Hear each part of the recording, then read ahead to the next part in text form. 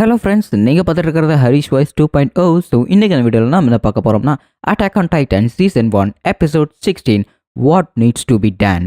எபிசோடோட ஸ்டார்டிங்லேயே இங்கே இருக்கிற சோல்ஜர்ஸோட 3D மேனுவரிகளை தான் செக் பண்ணிட்டு இருக்கிறாங்க. ஆக்சுவலி அவங்க எப்போ அவங்களோட கீரை மாற்றினாங்க, எத்தனை நாளைக்கு முன்னாடி மாற்றினாங்க அப்படிங்கிற ஒவ்வொரு டீட்டெயிலுமே பார்த்தீங்கன்னா கேட்டுட்டு இருக்கிறாங்க. அண்ட் இங்கே சாஷா தான் பார்த்தீங்கன்னா அந்த டீட்டெயில் எல்லாமே கொடுத்துட்ருக்கிறா. அப்படின்னு சரி அடுத்தது யார் வருது அப்படின்ட்டு இருக்கும்போதே கிறிஸ்டா லென்ஸ் 54th ஸ்குவாட்லேருந்து நான் வரேன் சார் அப்படின்னு கிறிஸ்டா அப்படிங்கிற ஒரு பொண்ணு பார்த்தீங்கன்னா அவளோட 3D மேனுவரை செக் பண்ண கொடுத்துட்ருக்கா. ஆக்சுவலி இந்த டைட்டனை கொடுறதுல இப்போ நமக்கு என்ன பிரச்சனை? ஏன்னா டைட்டன் நம்மளை எதிரிங்க தானே, அதை கொடுறத கூட இப்போ நமக்கெல்லாம் தண்டனை கொடுக்க ஆரம்பிச்சிட்டாங்களா? ஏன்னா இந்த டைட்டனை கொன்னவன் ஒரு பெரிய டைட்டனை எதிர்க்கிறவனா இருந்திருக்கணும்னு நினைக்கிறேன். ஏன்னா உள்ள இருக்கிற டைட்டனே அவ்வளோ வெறியாட கொள்றானே, வெளியே இருக்கிற டைட்டனை எவ்வளோ வெறியாட கொண்டிருப்பான் அப்படின்னா நம்ம கூட்டத்துக்குள்ளே ஒரு கருப்படு தான் இருக்கான்னு நினைக்கிறேன். ஆனால் அது மட்டும் இல்லாமல் இந்த 3D மேனுவரை யூஸ் பண்ணி தான் பறந்து போயிருக்கான்னா அப்படின்னா அவன் நம்ம கூட்டத்துக்குள்ளே இருக்கிற ஒருத்தனா தான் இருக்கணும். அப்படின்ட்டு இருக்கும்போதே நம்ம கோனி பார்த்தீங்கன்னா ஜீனை பார்த்துட்டு இருக்கிறா பாருங்க. ஜீன் அவன் கையை நடுங்கிக்கிட்டு அவன் பாட்டுக்கு எதை யோசிச்சுக்கிட்டே இருக்கிறான். ஸோ இப்போ தான் பார்த்தீங்கன்னா ஆக்சுவல் ஃப்ளாஷ்பேக்கே காட்டிக்கிட்டு இருக்கிறாங்க. அதாவது இங்கே மார்க்கோ செத்துருப்பான்ல, அதுக்கப்புறம் தான் இந்த ஃப்ளாஷ்பேக் எல்லாமே நடக்குது. ஆக்சுவலி நம்ம ஜீன் பார்த்தீங்கன்னா அங்கே இருக்கிற எல்லாருமே ஒத்து பார்த்துட்டு இருக்கிறான். நான் மட்டும் இவங்களை தலைமையாக இருக்காமல் இருந்திருந்தேனா இந்நேரம் இவங்க எல்லாருமே உயிரோடு இருந்திருப்பாங்க. அண்ட் அது மட்டும் இல்லாமல் நான் இந்த கில்ட்டி ஃபீலிங்கில் இங்கே செத்துருக்க மாட்டேன் அப்படின்னு ஜீன் நினச்சிக்கிட்டு இருக்கிறான். அண்ட் கீழே கிடக்கிற எலும்பு எல்லாத்தையுமே செதறி கிடக்குதுல்ல, அதில் 1-2 எடுத்து பார்த்துட்டு ஜீன் இதில் ஏதோ ஒரு எலும்பு உன்னோட தான் இருக்கும்ல, எனக்கு இதில் என்ன பண்ணுறேன்னே தெரியல, இப்போ நான் குழம்பி போயிருக்கிறேன். எல்லாருமே என்ன நம்பி இருக்கும்போது மற்றவங்க எல்லாருமே தப்பான முடிவு எடுத்துகிட்டு அவங்களோட உயிரை இழந்துட்டாங்க. ஆனால் அன்றைக்கி நீ சொன்ன பார்த்தியா எரன், எனக்கு அது இன்னும் ஞாபகம் இருக்குது.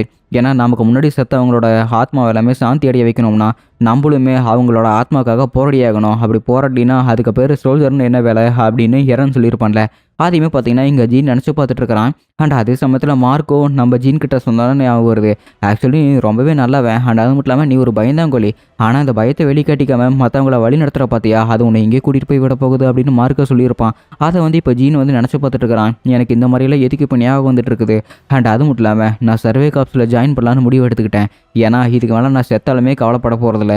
ஏன்னா அவனோட ஆத்மாவை இப்போ நான் சாந்தியடை வைக்க போகிறேன்.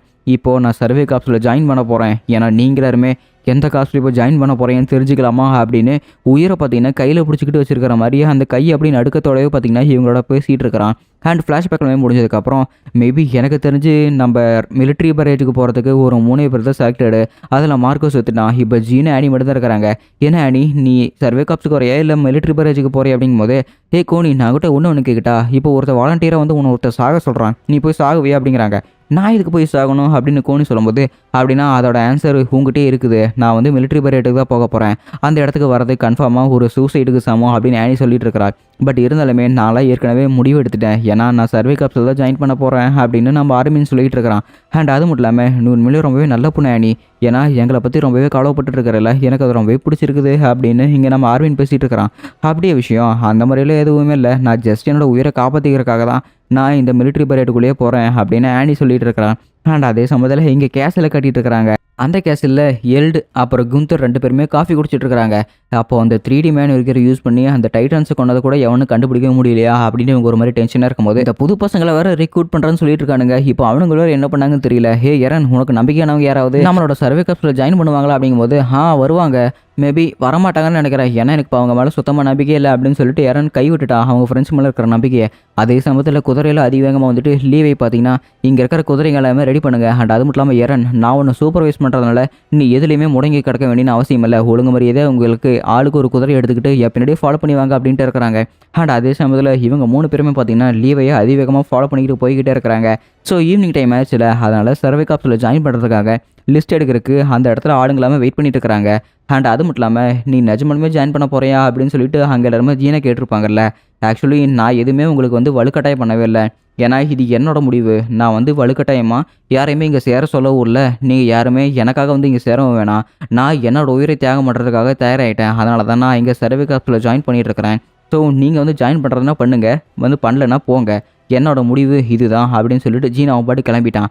சரி நீங்கள் பேசுகிறதெல்லாம் போதும், போய் உங்களோட லிஸ்ட்டு கொடுங்க, போய் உங்களோட நேம் எடுங்க அப்படின்னு சொல்லிட்டு அங்கே ஒருத்தர் கத்தும் போது அப்படின்னு சரி வாங்க நம்மளுக்கு போய் நம்மளோட முடிவு கொடுக்கலாம் அப்படின்னு ரெய்னர் அங்கே இருக்கிற எல்லாத்தையுமே பார்த்தீங்கன்னா கூட்டிகிட்டு போயிட்டு இருக்கிறான்.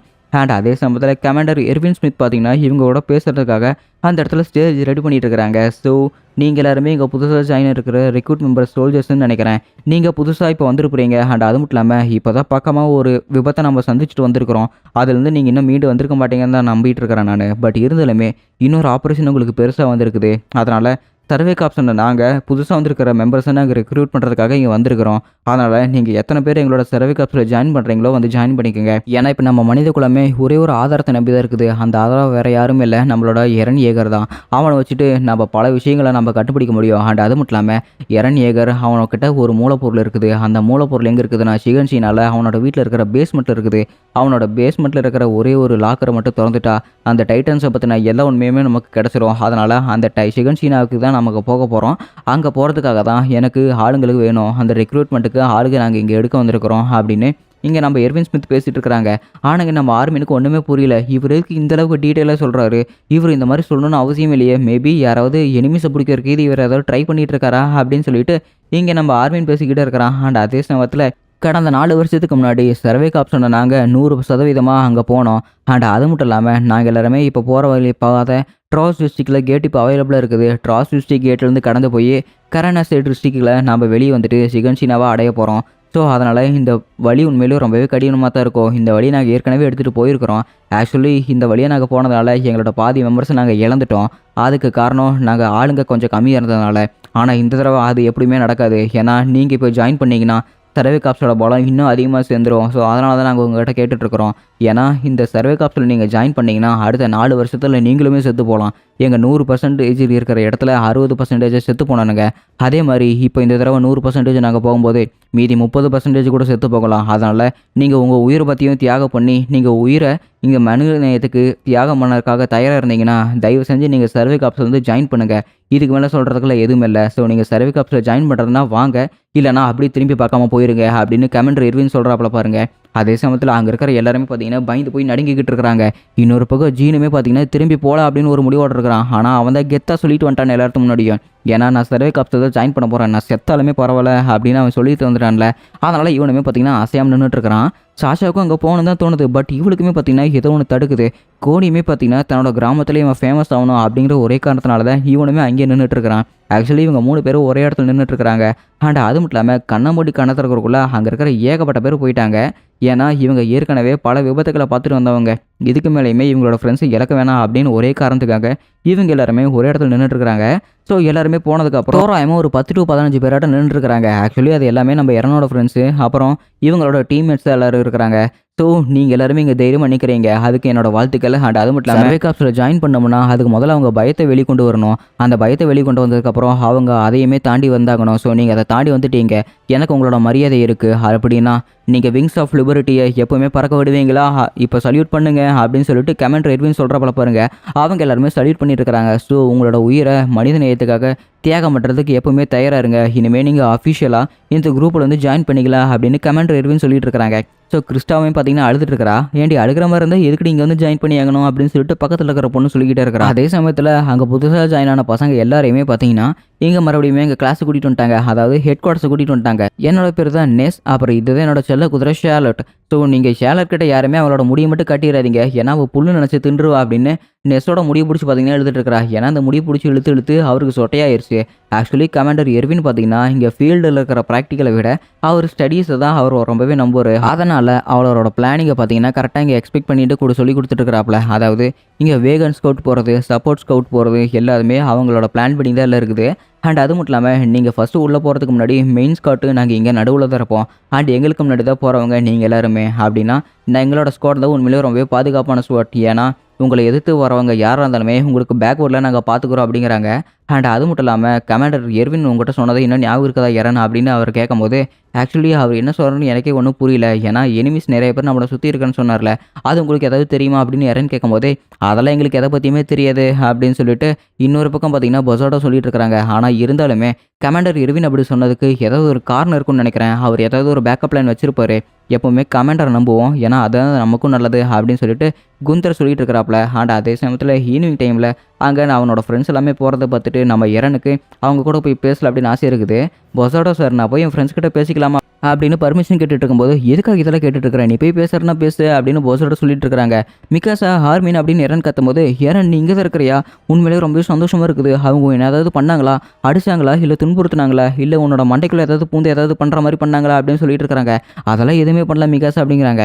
அந்த குட்டையை மட்டும் என் கையில கிடைச்சேன், அவனை நான் கொல்லாம விட மாட்டேன், உன்னை ரொம்பவே தொல்லை பண்ணிட்டான்ல அப்படின்னு சொல்லிட்டு லீவே மேலே செம டென்ஷனாக இருக்கிறா. அண்ட் அது மட்டும் இல்லாமல் ஃப்ரெண்ட்ஸ் நீங்கள் எல்லாருமே இங்கே திரும்ப வந்துட்டீங்களா, நீங்கள் எல்லாருமே இங்கே வந்ததுக்கான காரணம் என்ன தெரிஞ்சுக்கலாம் அப்படின்னு யாரும் சொல்லும்போது, ஏன்னா நாங்கள் எல்லாருமே சர்வை காப்ஸில் ஜாயின் பண்ணிட்டோம், வேறு எதுக்காக நாங்கள் இங்கே வர போகிறோம் அப்படிங்கிறாங்க.